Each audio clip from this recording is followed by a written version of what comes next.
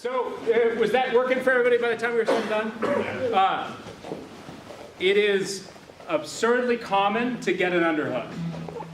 So, as soon as you have that underhook, and anybody who rolls with me knows I go for this all the time just because it gives me the start of my chains, right? My chains of technique. So if I'm mounted, this isn't a good place for me because I know for sure that Josh has a good UPA, good elbow escape, so this isn't a good place. So I immediately will start looking to get in this space, all right? So even if we don't come with an underhook, I'm going to immediately want to get underneath their elbows to start looking for an isolation. Because as soon as we can get them to where they're giving everybody a high five, they're no longer able to do a lot of real jiu-jitsu because they're doing the old Polish boxing. So that's our goal, right? To put them out of their element so that then we can get our game going. So once we get in mount, even if we get on top without anything, right? Now we start to talk, we don't have the hands, we don't have the head, we don't have anything else. How do we control from mount, all right? Conceptually, we have 2 points of contact now, our knees and our feet. If your hips are on top of his hips, when he upas, you move, right?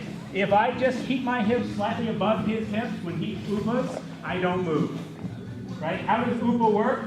It works because he moves me to drive the wedge, and now he made a hole and he can get out. If I'm slightly higher than that, when he goes to drive that wedge, there's nowhere to make a wedge because he can't generate enough space. So it's our first little point of control if we don't have a head is I'm just going to move up a little bit, just slightly, not enough that we're sitting high mount. We're just sitting just on the bottom of his rib cage. The next thing I do is I'm going to keep my knees nice and tight. The reason that I keep my knees tight is that I, again, want this space. This is where I want to attack because once I can get under here, those elbows go out. Once those elbows go out, I get an isolation. Once I get an isolation, we're off to the races. So my knees are tight. I don't like a real flat, wide mount. I like to keep just above his, just below his rib cage with my hips. I'm going to keep my knees tight and I'm going to keep my heels in like I'm riding a horse. I like to put my feet flat on the mat or post them up. If I leave my feet out, a lot of guys will start to look for that underhook. And they'll work in that direction. Once he starts to get my feet isolated, I know an escape is coming. So what I like to do is knees in. I'll make a little seat for it with my feet. You see I tuck my toes underneath his butt? If you can't see, look down there.